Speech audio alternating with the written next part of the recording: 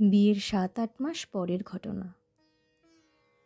Office থেকে বাড়ি ফিরে এসে দেখছি ছোট পিসিমা এসেছে। পিসিমা মানে পিসি শাশুড়ি। সেই প্রথম পিসিমাকে সামনে থেকে দেখা। বিয়েতে আসতে পারেননি, তখন শরীর খারাপ ছিল। আমি বাড়ি ঢুকতেই আমার শাশুড়ি মা বললেন, বৌমা, উনি হলেন তোমার ছোট পিসিমা। আমি প্রণাম করতেই উনি বললেন, অফিস থেকে ফিরলে বুঝি? হ্যাঁ পিসিমা। প্রতিদিন এই টাইমেই বাড়ি ফেরো? হ্যাঁ। আমি আরও কিছু বলতে যাব, আমার শাশুড়ি মা বললেন, সবে তো ফিরলে, একটু রেস্ট করো, পরে গল্প করবে খন। আমি নিজের রুমে চলে যেতেই আমার শাশুড়ি মা পিসি শাশুড়ির সাথে গল্প শুরু করলেন।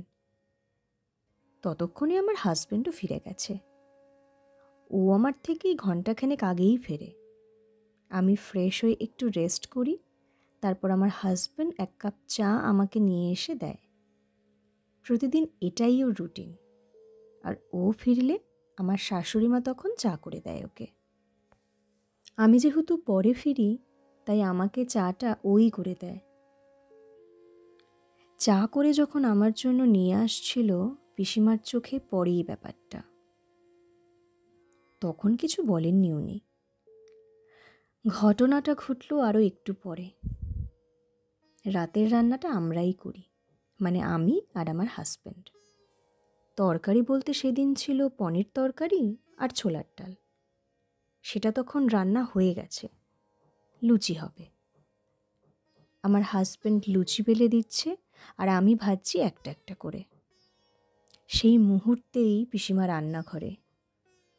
এই দৃশ্য দেখে চোখ বড় বড় করে বলে, হ্যাঁ রে অর্ক, বিয়ে করে তো মেয়েলি কাজ অনেক শিখে নিয়েছিস।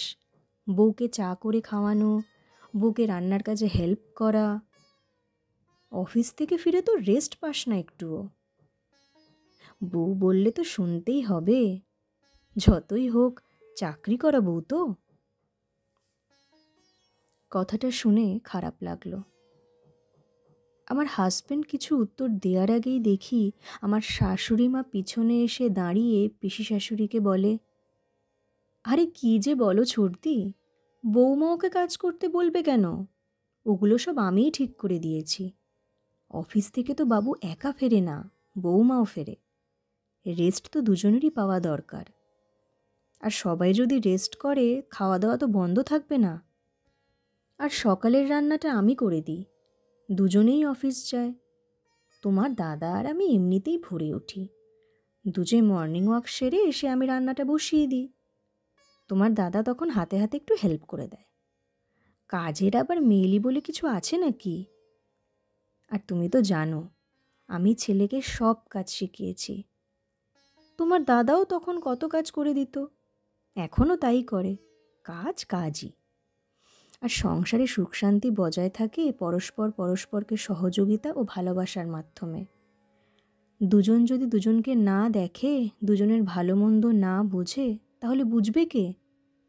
তাই ওরা ওদের মতো কাজ করুক, আমরা এখানে দাঁড়িয়ে করব কি? চলো বরং বাবুর বিয়ের ছবিগুলো তোমায় দেখাই। কথাগুলো শুনে পিসিমার মুখটা কেমন ফ্যাকাশে হয়ে গেছিল। রান্নাঘর থেকে বেরিয়ে যাওয়ার সময় পিসিমার একটা কথা কানে এলো, বৌদি, এতটা লাই দিও না, আশকারা পেয়ে গেলে মাথায় চড়ে বসবে। নিজের ছেলেটার কথাও ভাবো। আমার শাশুড়ি তখন হাসতে হাসতেই বেশ জোরে জোরেই বললেন, ওরা এখনকার ছেলে মেয়ে, ভালো মন্দ বিচার করার ক্ষমতা ওদের আছে। আমি আমার মতো করে চালাতে চাইলেও চলবে না।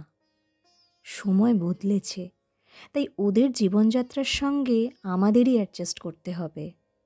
আর তা না পারলেই সমস্যা বাঁধবে। নিজেদের আধুনিক হতে হবে আরও। পুরনো রীতিনীতির সঙ্গে ওদের মেলালে আর চলবে না। বুঝলে ছোটদি, বৌমা কখনোই নিজের মেয়ে হয় না, আর শাশুড়িও নিজের মা হয় না। কিন্তু নিজেদের মধ্যে বোঝাপড়া থাকলে একটা বন্ধুত্ব হয়ে যায়। আমার ছেলেটার ভালো থাকার কথা চিন্তা করতে গেলে বৌমাকেও ভালোবাসতে হবে বেশি। আমি তো বাবুর বিয়ের পরেই বাবুকে বলে দিয়েছি, যে কাজটা নিজে করে নিতে পারবে সেই কাজটা নিজেই করে নিও। বউ এসেছে মানে বউয়ের ওপর হুকুম করে পায়ের ওপর পা তুলে বসে খাবে, সেটা চলবে না। বুঝতে হবে, তোমার বউ কিন্তু তার সব কিছু ছেড়ে তোমার কাছে এসেছে, তুমি কিন্তু যাওনি। তাই তোমাকেই সহযোগিতা করতে হবে, তোমাকেই অ্যাডজাস্ট করতে হবে বেশি। আজ 5 বছর হলো এই বোঝাপড়ার মধ্যে দিয়েই সব কিছু চলছে ভালোভাবেই। না আছে ঝামেলা, না আছে অশান্তি। ব্যালেন্সটা শিখতে হয়। তার জন্য লাগে উন্নত মন আর উন্নত মনের মানুষ। সেই উন্নত মানসিকতার সংস্পর্শে থাকলে সংসার সুখের হবেই।